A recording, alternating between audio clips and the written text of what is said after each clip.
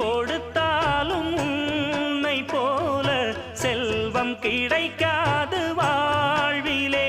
புள்ளிமானே தூங்கும் மயிலே என்னை மறந்தேன் நானம்மா.